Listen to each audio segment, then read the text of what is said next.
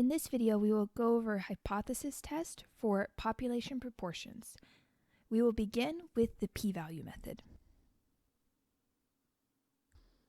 So here are our steps for the hypothesis test for population proportion using the p-value method.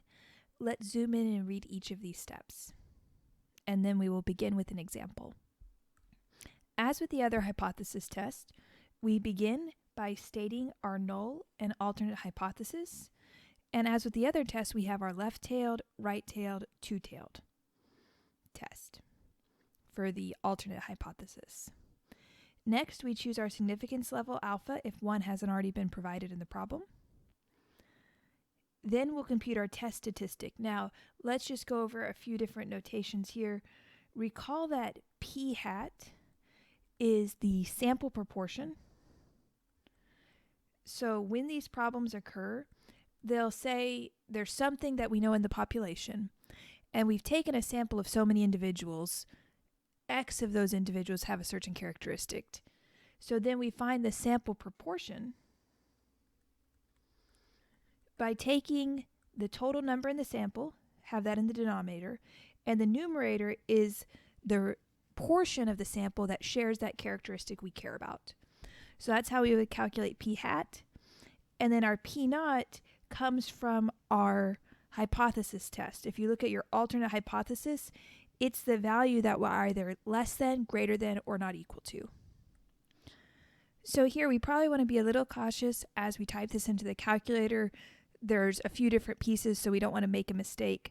But overall, it would be p hat minus p naught in the numerator divided by the square root. And inside the square root is the numerator p naught times 1 minus p naught, all divided by n, where n is the number of our sample. And when rounding, we'll round this test statistic to 2 decimal places for our p-value attempt. Next step is we compute our actual p-value.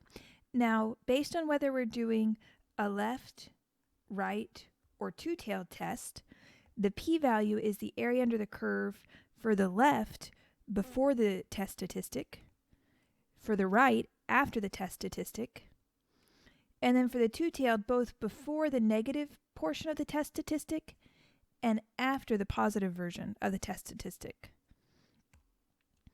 Now, the way that we'll find this area under the curve is we'll use our cumulative normal distribution chart, and that was provided a few pages earlier in the notes when we were first talking about the p-value method for a different hypothesis test.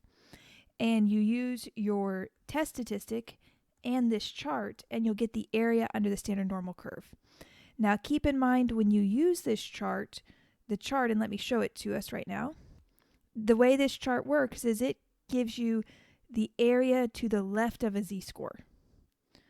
So keep in mind, if you were doing a right-tailed test, you don't want to know the area to the left of the z-score. This is what the chart would give you. Instead, you want to know the area to the right of the z-score. So what you would do is you would just do, as we've done in previous sections, we know the total area is 1. The piece we don't want we can get from the chart, so we can find what we're actually interested in by doing 1 minus chart value. Okay. So this one is straightforward from the chart. This one you can do if you remember that idea. What do we do about the two-tailed test? Well, for the two-tailed test, this negative, the area before the negative value, comes straight from the chart. But then by symmetry, you have the exact same area here because the normal curve is symmetric. Okay, so that reviews how you would find the p-value. Now, once we have the p-value, we need to interpret it. So we will reject h naught if the p-value is less than or equal to the significance level alpha. Once we know whether we reject or fail to reject h naught, we will state our conclusion based on the wording of the problem in context. So keep these steps visible to you, and let's turn the page in our notes to the next example and work through our first hypothesis test for a population proportion using the p-value method. we have that the Pew Research Center reported that only 15%, so here as I'm reading, we're trying to focus on context clues because we know eventually all the problems will be mixed together and we need to be able to recognize, okay, when is this a hypothesis test with the mean when I know the standard deviation of the population? When is this a hypothesis test for the mean when I don't know the standard deviation of the population? And finally, when is this a hypothesis test for a population proportion? And although I need to keep reading to verify, right off the bat, getting this percentage of a population, percentages are equivalent to proportions. This is making me think, okay, this is definitely a proportion hypothesis test. So let's continue reading and confirm that. So 15% of 18 to 24-year-olds read a daily newspaper. One other thing to note is as we read this is a general proportion for all 18 to 24-year-olds. So this is our population parameter. Okay, the publisher of a local newspaper wants to know whether percentage of newspaper readers among students at a nearby large university differs, so remember the phrase differs is different or mathematically not equal to the percentage among 18 to 24-year-olds in general. So this phrasing of the 18 to 24-year-olds in general is taking us back to our population measurement of 15%. She surveys a simple random sample. Okay, so I'm like, okay, we have our random sample. That's key. 200 students were in the random sample. And of those 200 students, 40 of them read a newspaper each day. So in this paper, what do we care about? 18 to 24-year-olds in that group who read a newspaper each day. Well, 40 out of 200 of our sample do. Again, this phrasing is the idea of a proportion, part out of whole. Can she conclude that the proportion, another indicator that we're in the proportion test, of students who read a daily newspaper differs from 0.15? Where is the 0.15 going? The 0.15 is what 15% is as a proportion. You just move the decimal place over twice. Use the alpha equals 0.05 level of significance, and we're told to use the p-value method here, which is what we just discussed on the previous page of notes. So let's record a few bits of information extracted from the problem. We've got that our sample size is 200. The number of the sample who have our characteristic of reading the newspaper each day is 40. So my p-hat, my sample proportion, is 40 out of 200, and when we calculate, that is 0.2. Now, hopefully you've got your list of steps 1 through 6 for our hypothesis test for a population proportion. P-value method right next to you. What is step 1? It says write down the null and alternate hypothesis. Now, as practice, what would you call our null and alternate hypothesis? Think about that for a second.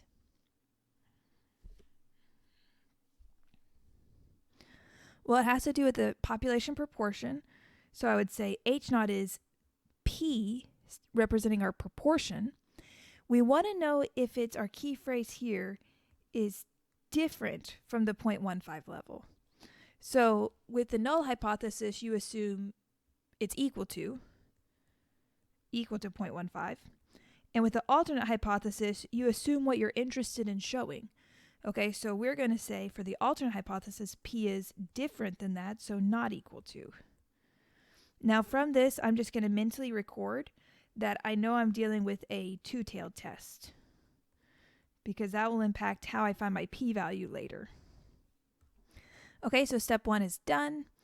Step 2, that's quick. We were just told that our alpha is 0.05. Okay, what is step 3? Step 3 in the list is to calculate the test statistic. So here our z-score is p-hat minus p-naught over square root p-naught times 1 minus p-naught, just copying the formula from the previous page, divided by n, where in particular p-hat is our sample proportion, and then p-naught is the value that we're measuring against in our hypothesis test. Okay, so we'll fill this in. As you're working these problems, you know it's many steps. You'd hate to get one of the small steps wrong because that's going to affect all your future reasoning. So one thing I'd encourage you to get this correct is to not just immediately type this into your calculator, but to write out exactly what the formula is and then read off that as you type it into your calculator to reduce errors.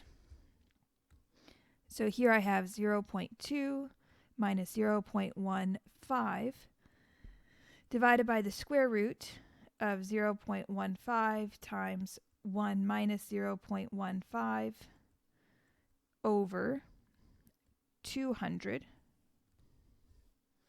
Okay, now we know for this p-value test, we round our test statistic to 2 decimal places. So when I type this into the calculator, I will get rounded 1.98.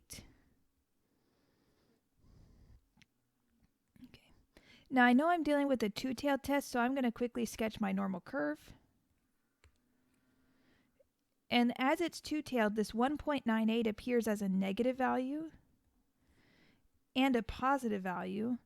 And if you look at our instructions, where does the p-value come from that we need? The p-value is the area before the negative 1.8 plus the area after the positive 1.98. Now, how do I find these areas? Well, I know by symmetry these are the same areas. However, the chart that I'm supposed to use only gives me area to the left. So I'm going to find the area to the left of negative 1.98 and just double that to get my p-value because I know the exact same area is to the right of 1.98. So let's bring up the chart. So here's my chart. I'm going to look for my negative 1.9. We've been using this chart repeatedly, so hopefully we're getting quite familiar with it. Here's my negative 1.9 row, my 0.08 column. And we can see the area is 0.239. So let's write that on our diagram. This diagram helps us visualize what's occurring. Okay. Now here's a quick question for you. Is the p-value then 0.0239? Is that my p-value? Okay, hopefully as you're thinking about it, you said no.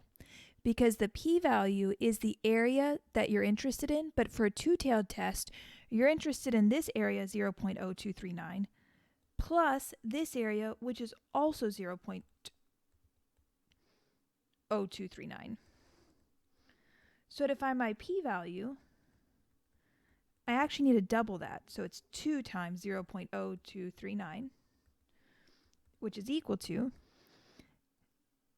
0.0478. So this is my p-value. Okay, what is step 5 of the test? Again, you can look at the steps listed in our previous page. The steps that would next say is decide if you reject or fail to reject H0. What is your criteria? Well, it says that you reject H0 if the p-value is less than or equal to the significance level. Here's my significance level. Here's my p-value. It turns out my p-value of 0.0478 is indeed less than or equal to my alpha value of 0.05. What does this lead me to? It leads me to the conclusion that I need to reject H0. We have sufficient evidence to reject H0. It is not representing this sample that we saw. And it's not enough to know that we reject H0. I finally have to phrase that in terms of the problem. So what does this problem care about? It cares about the proportion of students who read a daily newspaper. And specifically, we were interested in, is it true that the proportion of students who read a daily newspaper differs from 0.15? We've just shown that it is because we've shown H0 to be false. So it's not equal to 0.15. So all we need to do is just write that out. We conclude the proportion of students who read a daily newspaper differs from 0.15.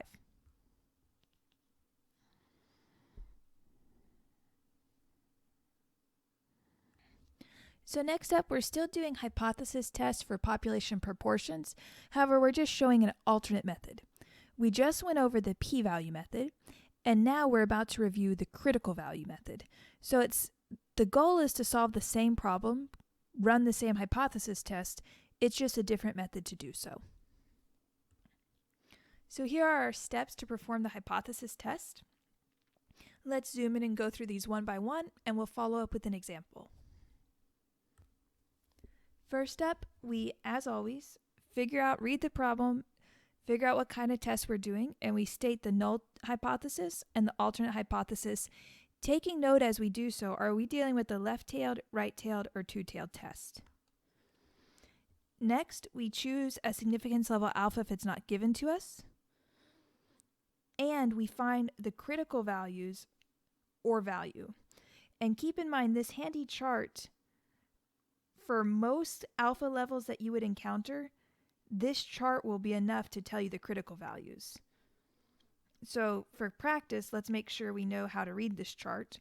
If you were dealing with a left-tailed test and alpha was equal to 0.02, what would be your critical value? Well, here's my left-tailed, here's my alpha to 0.02. It intersects here at negative 2.0045. So make sure you have this chart written down because it's going to be the quick way that you would identify critical values for a given type of test and significance level. Once you get your alpha identified, you get your critical level. Next, you compute the test statistic, and for us, the test statistic is z equals p hat minus p naught, all divided by the square root of p naught times 1 minus p naught, all divided by n. Then you determine whether to reject h naught as follows.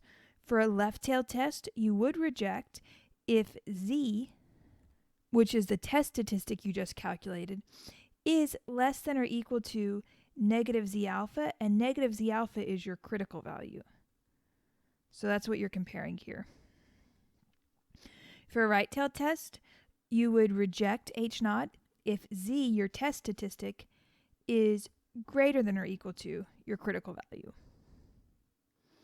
Finally, for the two-tailed test, you would reject if your test statistic is greater than or equal to your positive critical value, or alternatively, if the test statistic is less than or equal to the negative critical value. Now, each of these have a very clear visual representation of what's occurring based on whether it's a left, right, or two-tailed test. Let's quickly sketch that out. For a left-tailed test, I would record my critical value here, negative z alpha, and then if the test statistic that I calculate, z, lies in this range before the critical value, then I reject h naught. For a right-tailed test, here's my positive z alpha. If it ends up that my test statistic is any value to the right of that, so if the test statistic is anywhere here, past the critical value, we reject h naught. And then for the two-tailed, we do the same thing, but just since it's both tails, it's if it occurs in before or after, we're good. So here's my negative z alpha, my negative critical value, positive critical value. And if our test statistic is before this one or after this one, in either case, we reject h naught. Then based on whether you reject or fail to reject, based on the context of the problem, you will state a proper conclusion. Let's look at an example.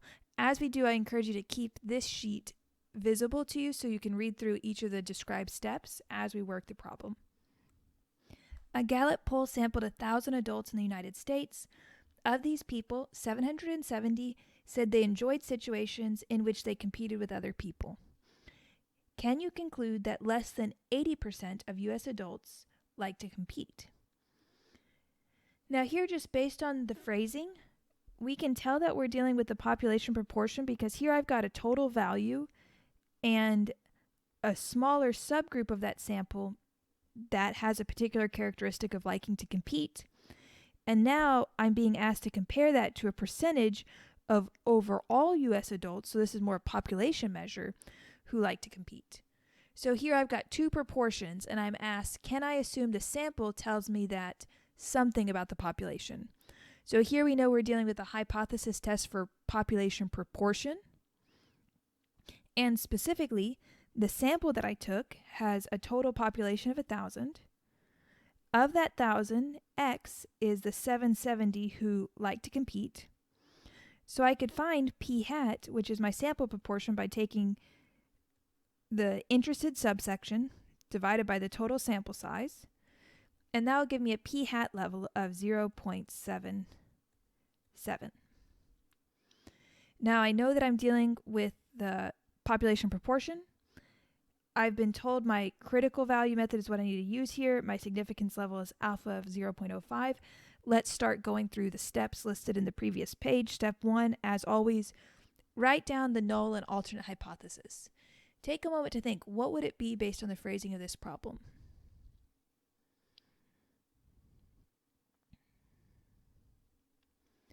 Okay, it's about the population proportion, so I know H naught is the population proportion, P.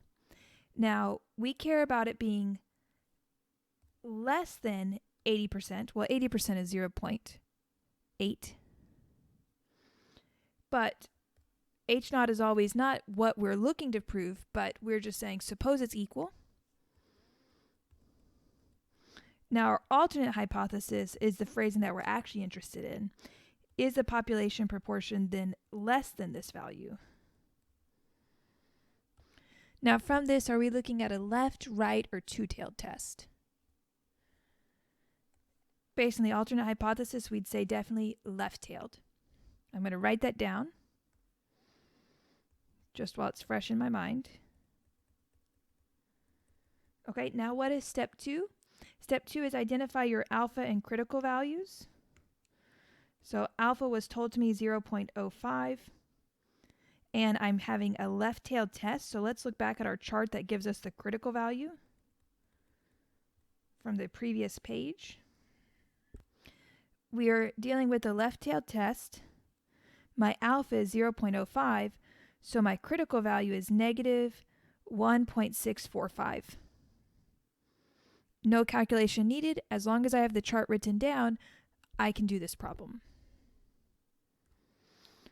So my critical value is negative 1.645 from my step 2. Now at this point, I'm just going to draw a quick sketch of the situation so I can visualize what's going on. I've got my left-tailed test. Here's my critical value, negative 645. And I know that I'll end up rejecting H naught if the test statistic I'm about to calculate occurs for values before that. So that's how you assess whether you reject or fail to reject. Let's calculate the test statistic that we're interested in. So step 3, Z is P hat minus P naught over the square root of P naught times 1 minus P naught divided by N. Okay. We know that P naught comes from what we were measuring our alternate and null hypothesis against. So I'll replace that with 0.80. We know that our P hat, we calculated as our sample proportion, that will be 0.77. And then my sample size, N, is 1,000.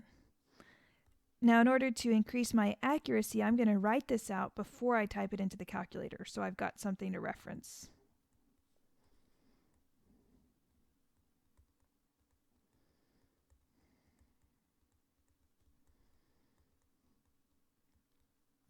And here I'm going to round to 2 decimal places.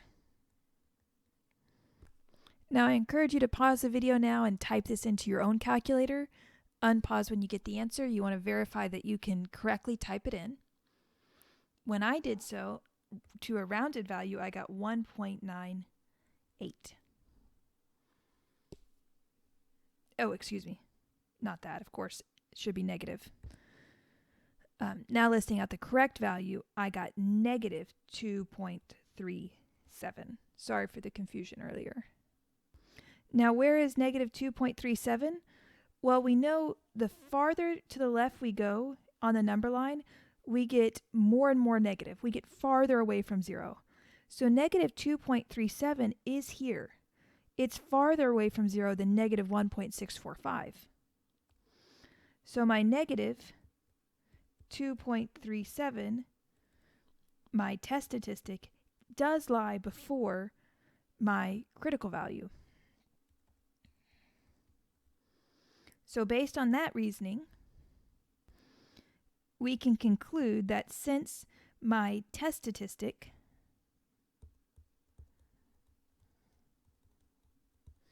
is less than or equal to my critical value, we know from our steps before that we reject H0. So we're almost done with the problem. All the mathematical calculations are done. I've just got to phrase this conclusion correctly based on the context of the problem. Reading through the context of the problem, think about how would you phrase this. Pause the video if needed and write down your answer. Use this as an opportunity to check your understanding. Well, as we're rejecting H0, we're saying this is not true. It is not that 80% of U.S. adults like to compete.